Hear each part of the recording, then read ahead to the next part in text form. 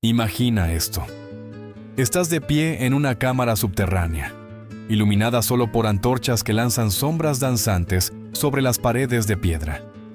El aire es espeso, caliente, lleno del olor dulce y enfermizo de la miel. Afuera, el desierto duerme bajo la luna, pero aquí abajo nada duerme. El año es 2200 antes de Cristo. Tú eres un joven soldado del faraón, convocado a medianoche con una orden extraña. Trae 10 jarras de miel, y no digas a nadie a dónde vas. No entiendes por qué un dios necesita miel, ni por qué te tiembla el corazón mientras bajas por los pasadizos húmedos del palacio subterráneo. Solo sabes que desobedecer es peor que la muerte. Frente a ti, en el centro de la cámara, un niño desnudo está de pie sobre una plataforma de piedra. Tiembla, pero no se atreve a moverse. 2 sirvientes sumergen sus manos en las jarras y vierten la miel lentamente sobre su piel, cubriéndolo por completo hasta que su cuerpo brilla como oro líquido bajo la luz de las antorchas. No llora, no grita. Le han enseñado a no hacerlo. Pero sus ojos están gritando. De pronto, oyes un zumbido, primero leve, luego ensordecedor. Cientos, miles de alas vibran dentro de unas vasijas de arcilla colocadas alrededor del cuarto. Las vasijas se sacuden como si algo dentro estuviera desesperado por salir. Uno de los sirvientes murmura una oración prohibida. Otro da un paso atrás. El miedo en el aire es tan denso como el olor a miel caliente. Luego, una puerta al fondo se abre. Entra un anciano. Avanza despacio, apoyado en un bastón de oro. Los guardias se inclinan, los sacerdotes se postran. Nadie respira. El anciano lleva la corona doble del Alto y Bajo Egipto. Su piel es casi transparente, sus ojos, fríos y húmedos como los de un reptil. Tiene 96 años, dicen algunos que 100. Ha gobernado Egipto durante 9 décadas, más tiempo del que los mortales pueden imaginar. Su nombre es Pepi, el segundo de su dinastía. Su reino es el más antiguo, el más poderoso y también el más enfermo. Lo llaman Dios viviente, pero lo que entra en esa cámara no es un dios. Es algo que la historia misma temerá pronunciar. Con un gesto de su mano marchita, ordena abrir las vasijas. Las tapas de arcilla caen al suelo, y de su interior salen ríos de escarabajos, enjambres de hormigas rojas y nubes de avispas negras. Las criaturas, hambrientas y furiosas, cubren el cuerpo del niño. Al principio parece un manto vivo, luego los chillidos rompen el aire. No grita con la voz, sino con el alma. Y las paredes de piedra devuelven ese eco como un canto infernal. El faraón observa, inmóvil, fascinado, como un sacerdote contemplando su propio altar. Más miel en los pies. Ordena con voz seca: soltad más hormigas. Los sirvientes obedecen temblando. El ritual durará 3 horas. El niño sobrevivirá apenas. Lo curarán solo para repetir el tormento una y otra vez. No por castigo, sino por entretenimiento. Porque el sufrimiento humano para este faraón es un arte. Se dice que durante su reinado desaparecieron 50.000 niños. Que la miel egipcia se volvió más valiosa que el oro, no por su dulzura, sino por el dolor que escondía. Los sacerdotes lo llamaban adoración, los escribas lo registraban como ceremonia, pero el pueblo murmuraba otra palabra: abominación. Aquel faraón, que había sido un niño como cualquier otro, se convirtió en la criatura más depravada que haya reinado sobre la tierra de los dioses. Y sin embargo, Pepi II no nació monstruo. Fue creado, forjado por una mezcla perfecta de poder absoluto, miedo y soledad. Un niño coronado como Dios antes de comprender lo que era un hombre. Su historia no es solo un relato de horror antiguo, sino un espejo oscuro donde toda civilización puede verse reflejada. Porque cuando el poder no tiene límites, el alma humana pierde su forma. Y cuando la inocencia se mezcla con el trono, la dulzura de la miel se convierte en veneno. Así comienza nuestra historia. la de un imperio que se devoró a sí mismo en nombre de un Dios hecho carne, la de un niño que se bañó en sangre creyendo que era luz, la de un país que ofreció a sus hijos como ofrenda al hambre de un anciano inmortal. Y tú, viajero del tiempo, testigo de estas palabras, deberás preguntarte al final, ¿cuánta dulzura puede esconder el infierno antes de que lo llamemos cielo? Nefracare, conocido después como Pepi, era el cuarto hijo de un faraón que nunca pensó en él como heredero. Un niño tranquilo, de voz baja, que jugaba con figurillas de madera en los patios del palacio y seguía a su madre entre las mujeres del harén. Nadie lo educaba para reinar. En una corte donde los dioses hablaban a través de los poderosos, su destino debía ser callar. Pero en Egipto, el silencio siempre ha tenido un precio, y el suyo sería convertirse en eterno. El padre de Pepi, el gran faraón Pepi I, murió en circunstancias tan absurdas que ni los sacerdotes lograron ocultar la vergüenza. Dijeron que fue picado por un escorpión capaz de atravesar 14 guardias, 4 puertas cerradas y 2 catadores de comida sin ser visto. Los escribas registraron su muerte como obra divina, pero el rumor corrió más rápido que el Nilo. Había sido asesinado. Y esa misma semana, el hermano mayor de Pepi murió de fiebre del río, aunque se encontraba en pleno desierto. El trono, por obra o crimen, quedó vacío, y la corte se llenó de miradas inquietas. En 7 días, un niño que apenas sabía escribir su nombre fue proclamado Dios viviente. Tenía 6 años. En esa edad, otros niños aprenden a cazar mariposas. Él aprendería a matar hombres. La ceremonia del ascenso era un ritual antiguo, una metamorfosis diseñada para convertir la carne humana en divinidad. Pero nunca antes se había realizado con un cuerpo tan pequeño, ni con una mente tan frágil. Nadie se atrevió a detenerlo, porque, en Egipto, la voluntad del faraón es la voluntad de los dioses, incluso si el faraón es un niño. El amanecer de la coronación tiñó de rojo los muros del templo. 3000 nobles observaban en silencio. El aire olía a incienso y a sangre. Un toro blanco, consagrado desde su nacimiento, fue llevado al centro del salón. El sumo sacerdote levantó una daga de bronce y cortó su garganta con precisión sagrada. La sangre brotó como una fuente, llenando una enorme vasija de oro. Los cánticos se elevaron mientras el niño Pepi, desnudo, era levantado y sumergido en aquel baño carmesí. Gritó al principio, como cualquier criatura que siente ahogarse. Pero cuando lo sacaron, jadeante, no lloraba, reía. Los testigos hablaron del sonido de esa risa durante años. No era histeria, ni miedo, era alegría pura. El niño contempló sus manos manchadas de rojo, las lamió y preguntó si podía volver a hacerlo. El sumo sacerdote tembló. Dijo después en sus escritos que nunca sintió tanto terror como en ese instante, al ver a un niño cubierto de sangre sonreírle al Dios que lo observaba desde el techo del templo. Pero el ritual no había terminado.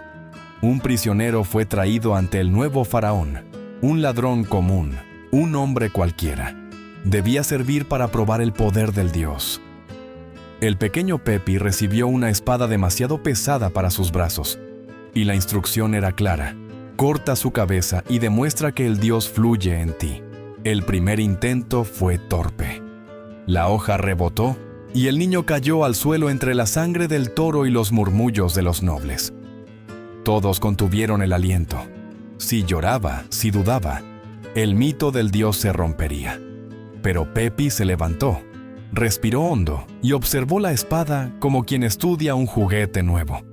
Cambió la postura de los pies, ajustó las manos y atacó de nuevo. El segundo golpe abrió el hombro del prisionero. El tercero rompió dientes. El cuarto cortó la garganta, pero no la columna. Y Pepi siguió. 1, 2, 3 golpes más. 11 en total, hasta que la cabeza se separó del cuerpo. El silencio que siguió fue insoportable. El niño levantó la cabeza por los cabellos, miró los ojos muertos y susurró algo. Cuando el sacerdote le preguntó qué había dicho, respondió con serenidad: «Le pregunté a la cabeza qué sabor tiene la muerte. No me respondió, pero creo que ya lo sé. La muerte sabe a poder».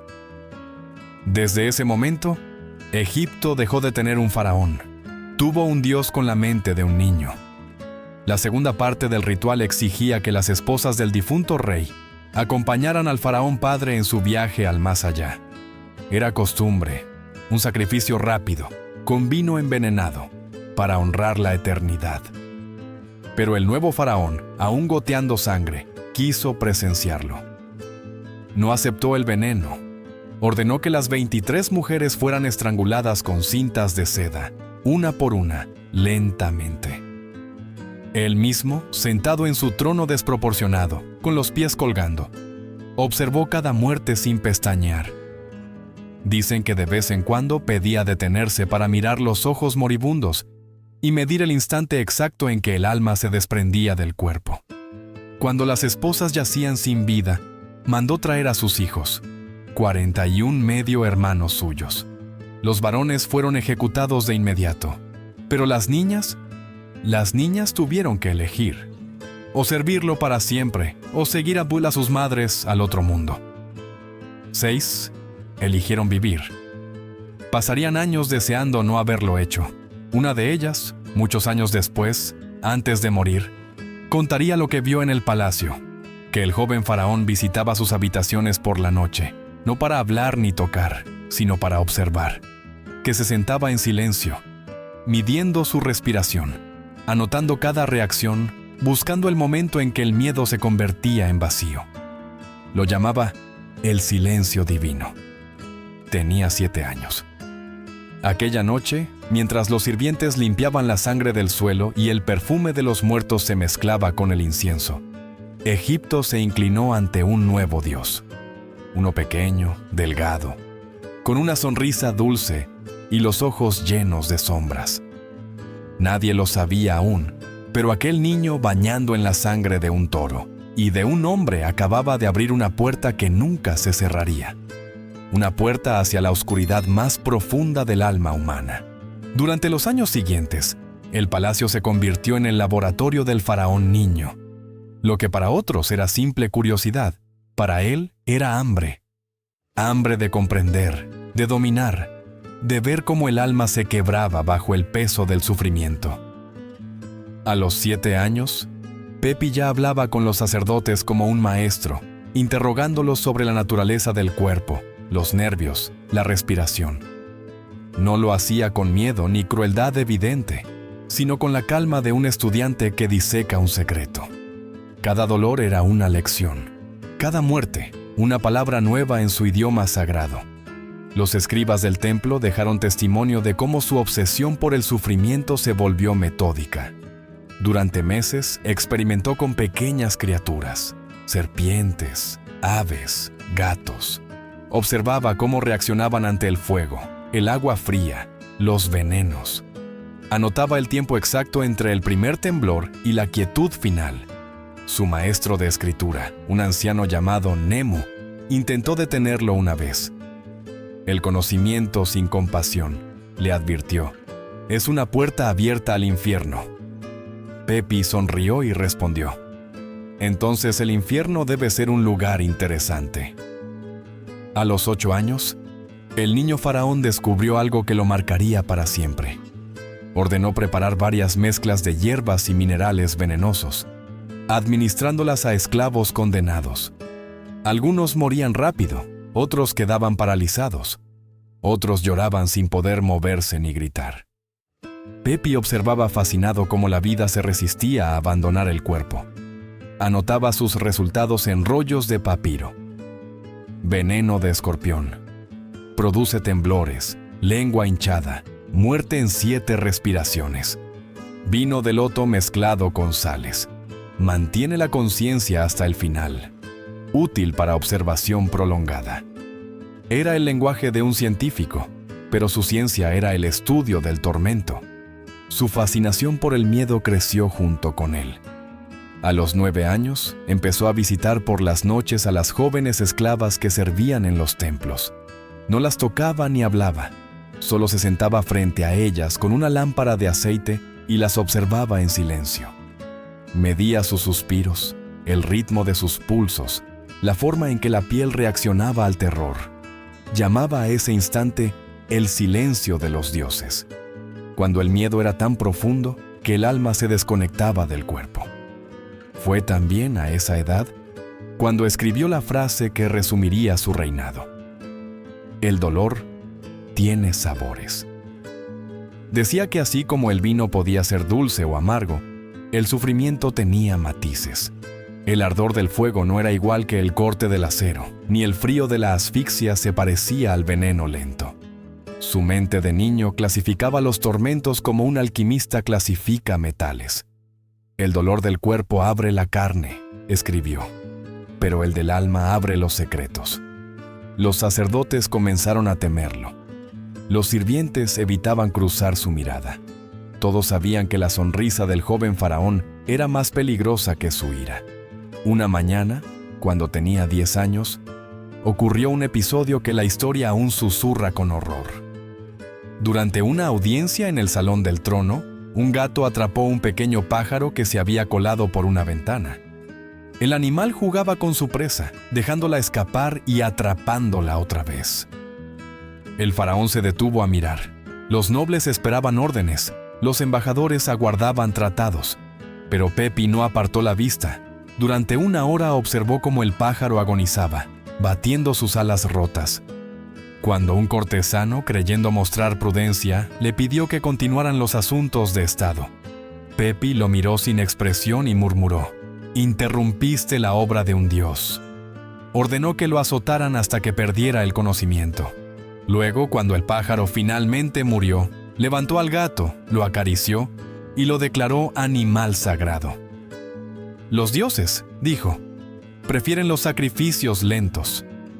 Después de ese día, se volvió imposible negar que algo inhumano habitaba en aquel joven. Sin embargo, los sacerdotes y consejeros, por miedo o ambición, siguieron alimentando su mito. Le enseñaron a leer jeroglíficos antiguos, a entender los textos de los ritos funerarios, a creer que su curiosidad era voluntad divina. Pepi no necesitaba fe. Necesitaba justificación. Si el sufrimiento revelaba verdades, entonces infligirlo era un acto sagrado. Si los hombres lloraban ante su presencia, era porque estaban en contacto con lo divino. A los 11 años, el faraón escribió una carta que aún se conserva fragmentada en las ruinas de Abidos. En ella ordenaba al general Hark que regresara de Nubia con un bailarín pigmeo. Pero no se trataba de un regalo, sino de un experimento. El texto decía: «Comprobad que el pequeño respire cada 48 minutos. Si muere, sus guardianes verán morir a sus hijos. Si llega herido, el general sufrirá el mismo daño 10 veces». En el posfacio, el faraón añadía algo escalofriante: «Traed también un niño de igual peso. Quiero saber si el tamaño cambia el sabor del miedo». A esa edad, Pepi ya no era un niño. Era un investigador del abismo. Sus días transcurrían entre ofrendas, oraciones y torturas convertidas en rito. Creía que el dolor purificaba la carne, que cada grito era un himno al poder divino. Cuando los sirvientes sangraban por accidente, él pedía que no se limpiara el suelo. Decía que la sangre bendecía el mármol. Cuando una esclava enfermaba, él mismo ordenaba que se la dejara morir sin cuidados, para aprender el ritmo de la muerte natural. Las historias de sus primeros años se esparcieron por todo Egipto. Algunos decían que el dios Ra lo había tocado con fuego, otros que era el hijo de Seth, el destructor. Pero los más sabios sabían la verdad. Pepi no era dios ni demonio. Era un espejo, un reflejo de lo que ocurre cuando el poder nace sin límites, cuando la inocencia se mezcla con el derecho divino, cuando nadie osa decir no. En su mirada ya no quedaba infancia, solo el brillo frío del conocimiento prohibido. El niño que un día se bañó en sangre había encontrado su camino: estudiar el dolor como otros estudian las estrellas. Y mientras Egipto seguía arrodillándose ante su trono, creyendo servir a un dios, El verdadero Dios, la compasión, abandonaba lentamente la tierra del Nilo. Con la adolescencia, el faraón Pepi ya no necesitaba observar, necesitaba crear. Su curiosidad infantil se había convertido en hambre sistemática, en una maquinaria que exigía cada día nuevas víctimas. Lo que comenzó como juego o experimento se transformó en política. La crueldad dejó de ser un capricho, se convirtió en estructura de Estado. Y Egipto, durante casi un siglo, fue gobernado no por leyes, sino por el apetito de un solo hombre. Fue entonces cuando Pepi creó un cargo nuevo, desconocido hasta entonces: el supervisor de los entretenimientos reales. En apariencia, un título ceremonial, encargado de organizar los rituales de placer y adoración del faraón. En realidad, era el corazón de una red oculta, un sistema logístico diseñado para abastecer al palacio de cuerpos. El elegido para dirigirlo fue un hombre llamado Keti, antiguo escriba militar sin conciencia ni fe, famoso por su eficiencia y silencio. Pepi lo nombró su arquitecto del gozo divino. Keti creó un ejército sin banderas, exploradores que recorrían los pueblos buscando niños, barqueros que los transportaban por el Nilo en compartimientos secretos, médicos que los mantenían con vida cuando el sufrimiento los consumía. Cada funcionario tenía una tarea precisa. Unos seleccionaban, otros alimentaban, otros desechaban. La burocracia del dolor había nacido. El faraón observaba las listas de prisioneros con la misma atención con que otros reyes revisaban inventarios de trigo. El poder verdadero, decía, no se mide en oro, sino en gritos. Las reglas eran estrictas. Los niños debían tener entre 8 y 14 años, ni más ni menos. Su piel, su voz, su peso y su altura se registraban como si fueran medidas sagradas. Se preferían los tonos de voz agudos, pues el faraón, ya envejecido de oído, encontraba en esos gritos la música más pura. Todo estaba documentado, numerado, sellado con el sello del sol. Así, el dolor se volvió una ciencia, y Egipto, una fábrica de víctimas. Los sacerdotes justificaban el horror. Decían que las lágrimas purificaban el alma del pueblo, que cada sesión en los subterráneos del palacio aplacaba la ira de los dioses. Las madres, en los pueblos, rezaban para que sus hijos nacieran deformes o mudos, con la esperanza de que no fueran seleccionados. Algunos se mutilaban voluntariamente, otros se ocultaban en tumbas vacías fingiendo epidemias, pero los exploradores de Keti siempre regresaban con sus cuotas completas, y cuando algún gobernador fallaba, su propia familia pagaba el precio. El primer ritual de la miel ocurrió cuando Pepi tenía 50 años, tras más de 4 décadas de reinado. Se dice que la idea nació por accidente, cuando observó a un trabajador cubierto de hormigas después de derramar miel. Aquel hombre agonizó durante horas, y el faraón lo miró fascinado. «Esto es la verdad», murmuró. «El dolor que no viene del hombre, sino de la naturaleza misma». Así concibió su obra maestra, una ceremonia donde los insectos serían los sacerdotes y el cuerpo humano, el altar. Los subterráneos del palacio se ampliaron. Primero una sala, luego 9. Cada una con un propósito: la cámara de preparación, donde se lavaba al niño con aceites; la cámara de la miel, donde se lo cubría hasta brillar; el foso de escarabajos; las salas de fuego, de agua y de serpientes; la cámara de recuperación, donde los sobrevivientes eran curados para repetir el tormento; y en el centro, la plataforma de observación del faraón. Allí, Pepi permanecía sentado en su trono dorado, moviendo la mano para ajustar la intensidad de la agonía, como un director afinando su orquesta. Los sirvientes aplicaban la miel con pinceles de palma, cuidando de no dejar un solo rincón descubierto. Después, soltaban los insectos. Primero los escarabajos carnívoros, luego las hormigas de Nubia, finalmente las avispas criadas con humo y sangre. Las criaturas devoraban, mordían, picaban, mientras el niño amarrado convulsionaba sin poder morir.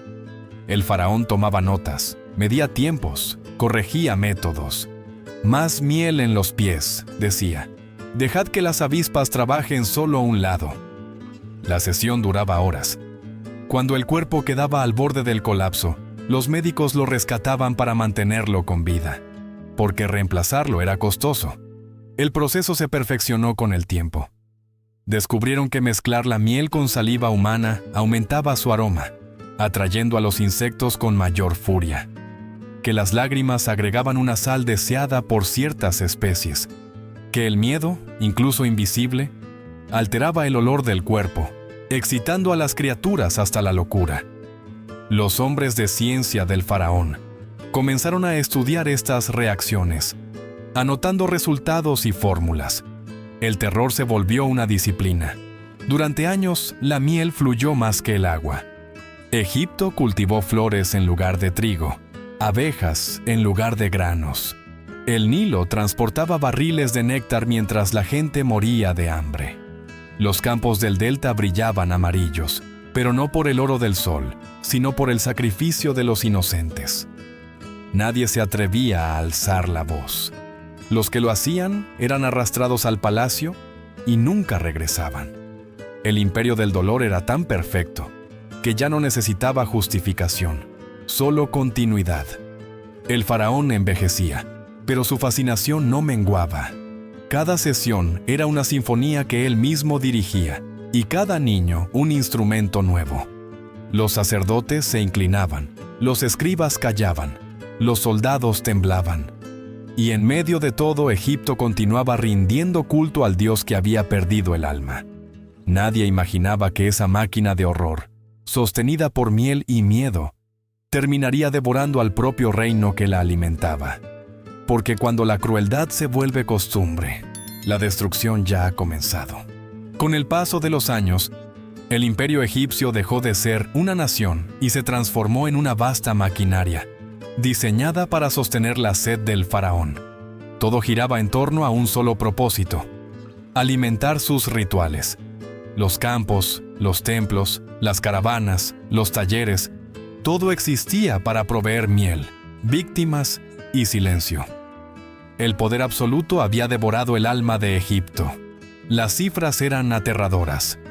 En los últimos 20 años del reinado de Pepi, la producción de miel se multiplicó por 10. Zonas enteras que antes cultivaban grano fueron convertidas en jardines para las abejas. Mientras el pueblo pasaba hambre, las flores cubrían los campos, alimentando colmenas que producían dulzura para el dolor. La economía del sufrimiento estaba en su apogeo. Nadie comía pan, pero el faraón nadaba en miel. La red de Keti, el supervisor de entretenimientos reales, se había vuelto tan extensa que ningún pueblo escapaba a su alcance. Cada provincia debía enviar su tributo, niños seleccionados según las exigencias del faraón. Los escribas anotaban sus nombres en tablillas de arcilla, aunque esos nombres rara vez llegaban al registro final. Muchos eran borrados antes de llegar al palacio, convertidos en cifras, sombras, materia prima para el placer divino. Los padres desesperados inventaban plagas, fingían entierros, quemaban sus propias aldeas para salvar a sus hijos. Algunos deformaban a los niños con hierro candente, otros los hacían beber venenos suaves para enfermar su piel. Pero los emisarios del faraón eran incansables. Si un pueblo no entregaba su cuota, se eliminaba a todos sus hombres.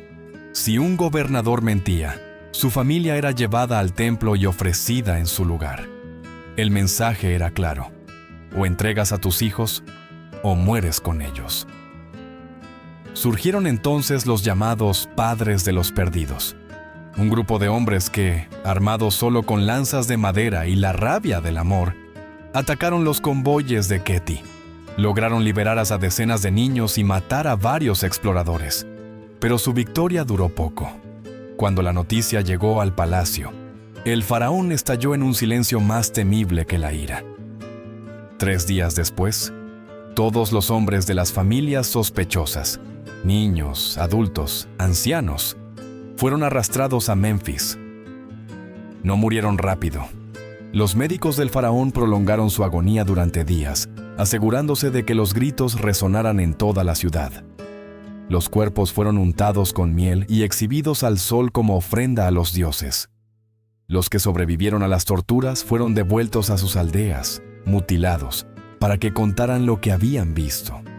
En los desiertos del sur, hubo un pueblo que prefirió morir antes que entregar a sus hijos.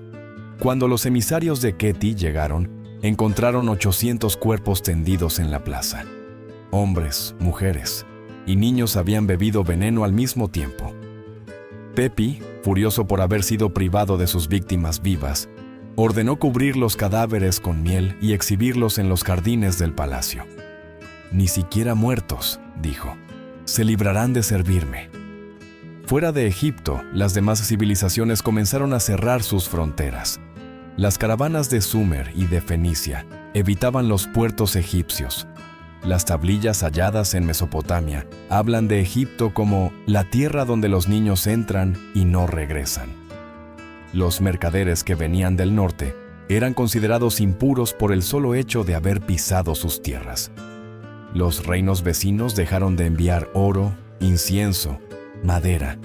Los sacerdotes extranjeros escribieron advertencias: «No comerciéis con el país que alimenta a su Dios con inocentes». Mientras tanto, el propio pueblo egipcio se desangraba. Las aldeas del delta estaban vacías de niños. Los templos comenzaron a mentir en sus registros, falsificando nacimientos para evitar la ira del faraón. Algunos escribas destruían documentos enteros para borrar la existencia de sus propios hijos. Pero nada podía ocultar la evidencia del vacío. Generaciones enteras desaparecieron sin dejar rastro. La estructura del imperio se tambaleaba. Sin jóvenes, no había agricultores ni soldados. Los canales del Nilo se llenaban de limos sin quien los limpiara. Las cosechas morían, los ejércitos se disolvían. Sin embargo, en el palacio, las cámaras del horror seguían funcionando como relojes. Pepi, ya anciano, seguía ordenando rituales con la precisión de un sacerdote. Su cuerpo débil era llevado en litera de sala en sala, y sus ojos aún brillaban con la misma curiosidad infantil de hacía 90 años. La miel seguía fluyendo como símbolo de pureza, pero el pueblo la evitaba como si fuera veneno. Las madres decían a sus hijos: «No toques la miel, pertenece al Dios que mata». Y así, poco a poco, el alimento más dulce del mundo se convirtió en símbolo de muerte. Aún hoy, en ciertos pueblos del Nilo, los descendientes de esas familias no comen miel ni saben explicar por qué. Solo repiten una tradición antigua: la miel guarda recuerdos que no deben despertarse. A los ojos del faraón, su reino seguía intacto. Pero lo que se desmoronaba no era la piedra, sino la fe. Los sacerdotes, que antes lo llamaban Hijo de Ra, empezaron a escribir sus oraciones sin su nombre. Algunos templos cerraron sus puertas, otros declararon pobreza para no contribuir al palacio. Los soldados desertaban, los nobles huían. Nadie se atrevía a desafiarlo abiertamente, pero el miedo se había convertido en repulsión. El Dios que debía proteger Egipto se había convertido en su peste. Y así, lentamente, el imperio del sol empezó a morir por dentro, no por invasiones, ni sequías, ni guerras, sino por la ausencia de sus hijos. Los campos florecían, sí, pero de flores inútiles. El Nilo seguía fluyendo, pero sin risas en sus orillas. Egipto respiraba, pero sin alma. Todo para saciar el hambre de un hombre que ya no sabía distinguir entre la divinidad y la podredumbre. El reino se había transformado en un cuerpo sin corazón, en una máquina que funcionaba solo para alimentar su propio infierno. Y cuando la última generación desapareció en los túneles del palacio, ni siquiera los dioses quisieron mirar. Con más de 90 años, el faraón Pepi era apenas una sombra de carne sostenida por la voluntad del horror. Su piel se había vuelto delgada como el papiro. Sus huesos crujían al moverse, pero sus ojos aún conservaban la fiebre de la curiosidad. Ya no caminaba. Lo llevaban en una litera dorada a través de los pasadizos del palacio, escoltado por sacerdotes que temblaban incluso al pronunciar su nombre. Lo que antes fueron 9 cámaras de tortura, ahora eran 27. Cada una tenía su propósito. Unas dedicadas al fuego, otras al agua, otras a los insectos. Y cada noche, las puertas se abrían a la misma hora, liberando un coro de gritos que subía hasta las torres del templo como una plegaria invertida. Las noches de Memphis se llenaban de ese sonido. Un murmullo de sufrimiento, una música infernal que todos fingían no oír. Los esclavos que servían en el palacio decían que el aire mismo se volvía espeso, que los muros sudaban miel y sangre. Algunos afirmaban haber visto sombras moverse solas, como si los espíritus de los niños devorados rondaran el lugar buscando descanso. Pero ningún sacerdote osaba pronunciar la palabra maldición, porque la maldición tenía rostro y estaba sentado en el trono. La maquinaria del horror comenzó a desmoronarse. Las provincias estaban vacías. Las familias escondían a los pocos niños que quedaban en tumbas selladas, en desiertos remotos, en montañas sagradas. Los soldados, agotados por años de saqueos y sangre, desertaban en masa. Los escribas destruían registros para borrar las evidencias. Las abejas morían por exceso de cultivo, y los campos, sin trabajadores, se cubrían de polvo. Egipto, la tierra de los dioses, se estaba pudriendo desde sus cimientos. Aún así, el faraón seguía exigiendo nuevos sacrificios. Los emisarios regresaban con las manos vacías, y él respondía con furia silenciosa. Dicen que su ira era peor que su placer, que podía hacer morir a un hombre solo con mirarlo. Cuando los niños comenzaron a escasear, ordenó traer prisioneros, mendigos, incluso animales, solo para prolongar su entretenimiento. Pero ya nada le bastaba. El sufrimiento ajeno había perdido sabor. Su cuerpo anciano no respondía. Su alma estaba seca. Un testigo anónimo, quizás uno de los últimos guardias que huyó del palacio, relató que la última ceremonia duró desde el ocaso hasta el amanecer. 40 niños fueron llevados a las cámaras. Los insectos, criados con sangre durante generaciones, habían alcanzado tamaños antinaturales. Las paredes vibraban con el zumbido. Pepi observó todo desde su trono, envuelto en mantos púrpuras, apenas respirando, pero con los ojos fijos. Cuando el sol salió, ninguno de los niños seguía vivo. Las cámaras quedaron cubiertas por una capa espesa de miel negra. Los sirvientes que entraron para limpiar se quitaron la vida esa misma noche. 3 días después, Pepi fue hallado muerto en su cama. Dicen que tenía entre las manos un pedazo de panal y una sonrisa extraña, como si al fin hubiera probado el sabor que buscó toda su vida. El dios que se creía inmortal había muerto en silencio, sin testigos, sin plegarias, sin lágrimas. Nadie se atrevió a tocar su cuerpo durante días. Algunos esperaban que resucitara, otros que se desintegrara solo. Cuando por fin lo envolvieron para la momificación, los sacerdotes rompieron las reglas sagradas. Lo envolvieron al revés, usaron sales corrosivas y llenaron su cuerpo con insectos vivos. No era un ritual, era venganza. Querían condenarlo a sufrir incluso en la muerte. El palacio se convirtió en un infierno abandonado. Los sirvientes huyeron, los documentos fueron quemados, las cámaras selladas con bloques tan pesados que jamás podrían abrirse sin destruirlo todo. El sucesor, Meren-Ra II, apenas reinó 1 año. Su única acción fue ordenar borrar el nombre de Pepi de los muros y enterrar su pirámide bajo toneladas de piedra. Pero el daño ya estaba hecho. Sin niños, Egipto envejeció de golpe. Los campos se secaron, los canales se llenaron de limo, los templos quedaron vacíos. Las ciudades se fragmentaron en pequeños reinos. El antiguo imperio, que había durado 8 siglos, se desmoronó en pocos meses. Nadie lo invadió, simplemente colapsó, devorado por su propio silencio. El faraón había muerto satisfecho, creyendo ser eterno. Pero lo único que logró eternizar fue el miedo.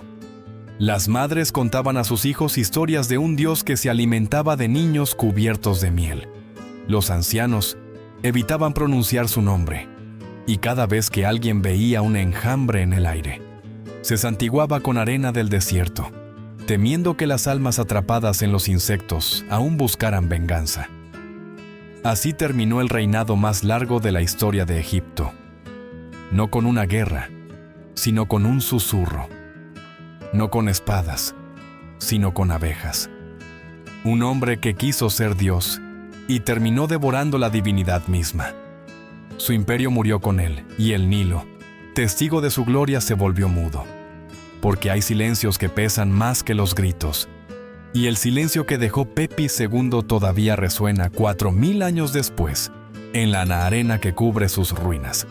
Cuando la noticia de la muerte de Pepis se extendió por el palacio, no hubo llanto, ni plegarias, ni música fúnebre. Solo un silencio espeso, como si el aire mismo temiera moverse. Los sacerdotes y escribas, que durante décadas habían repetido sus órdenes, comprendieron que por fin podían respirar. Pero su primer impulso no fue honrarlo, sino borrar su existencia. Porque quien había sido adorado como un dios, debía ahora desaparecer como una maldición. Durante 3 días, las hogueras ardieron sin descanso. Rollos de papiro, tablillas, registros, todo lo que contenía su nombre fue reducido a cenizas. Los escultores destruyeron sus propias obras, cincelando los jeroglíficos de los templos hasta arrancar la piedra. Los arquitectos sellaron las cámaras de la miel con bloques tan pesados que nadie podría volver a verlas. Era una purificación, una quema ritual del pecado. Pero era también miedo. Sabían que si el pueblo descubría la magnitud de lo ocurrido, Egipto se levantaría en furia. El cuerpo del faraón fue preparado para el viaje al más allá, aunque no como dictaban los ritos sagrados. En secreto, los embalsamadores sabotearon el proceso. Sustituyeron los aceites sagrados por resinas impuras. Llenaron la cavidad del cuerpo con arena y escarabajos vivos. Le quebraron los brazos y los pies para que jamás pudiera caminar entre los muertos. Lo envolvieron al revés, con el rostro hacia el suelo, y lo colocaron dentro de un sarcófago sin inscripciones. No querían preservarlo, querían condenarlo. Su pirámide fue construida con materiales defectuosos, como si el mismo suelo conspirara contra él. La piedra se agrietó, las vigas cedieron. 100 años después, el techo colapsó sobre su sarcófago, triturando el cuerpo del dios que soñó con ser eterno. Algunos cronistas afirmaron que, antes de sellar la tumba, los sacerdotes pronunciaron una maldición: que tu nombre se borre del cielo y que tu sombra nunca encuentre reposo. Fuera del palacio, Egipto ya no era un reino. Las ciudades del norte y del sur se separaron. Los templos dejaron de obedecer a una sola voz. Los canales se llenaron de limo, los graneros se vaciaron, los dioses guardaron silencio. Las familias buscaban reconstruir lo que quedaba, pero había un vacío que nada podía llenar. Faltaban hijos, faltaban risas, faltaba futuro. Los huesos de miles de niños, sepultados en las arenas del desierto, se convirtieron en el testimonio más terrible.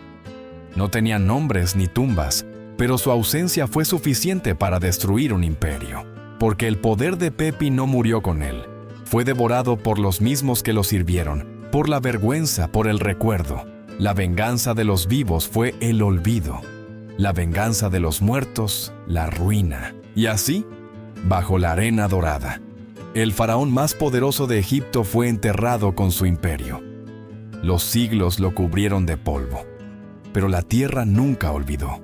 Aún hoy, los arqueólogos que excavan sus ruinas hablan de una sensación extraña. Un zumbido débil, persistente, que parece provenir del suelo mismo. Algunos dicen que es el eco de los insectos. Otros, el murmullo de los niños que aún llaman desde la oscuridad, esperando justicia. He escrito estas palabras como quien enciende una vela en medio de una tumba, no para venerar, sino para recordar, porque olvidar es permitir que el horror vuelva a nacer. La historia de Pepi II no es solo la de un faraón enloquecido por el poder, es la advertencia más antigua del mundo. El niño que jugaba con figurillas de madera se convirtió en un dios que jugaba con vidas humanas. Su reino cayó no por espadas extranjeras, sino por el llanto de 50,000 niños que el desierto tragó sin dejar huella. Desde entonces, los imperios han cambiado de nombre, las coronas han adoptado otras formas, pero el patrón se repite. En cada era surgen hombres que confunden el poder con la divinidad, que creen que el dolor ajeno es materia de estudio, que transforman la obediencia en culto. Tiberio en Roma, Gilles de Rais en Francia, la condesa Báthory en Hungría. Todos hijos de la misma sombra. Cada uno creyó que la eternidad se conquista con sangre, sin entender que la sangre es el precio de la eternidad, no su recompensa. Cuando la historia se convierte en costumbre, el alma humana se pudre.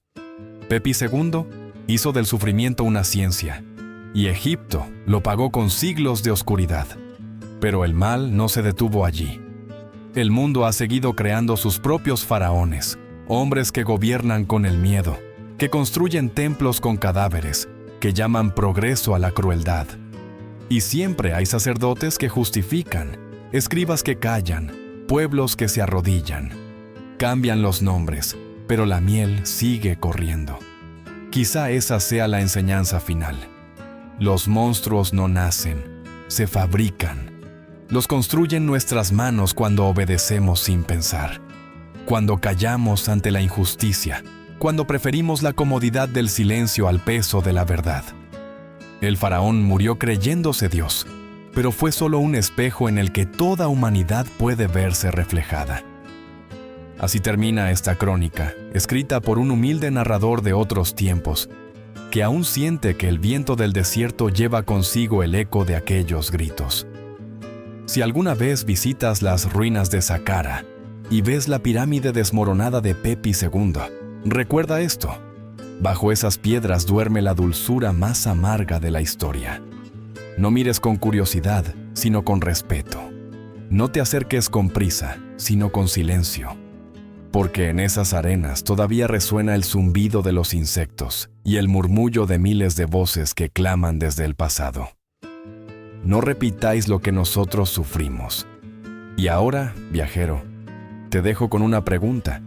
¿Qué harías tú si el poder absoluto se ofreciera ante tus manos? ¿Callarías como los sacerdotes o levantarías la voz antes de que la miel vuelva a correr? Deja tu respuesta en los comentarios.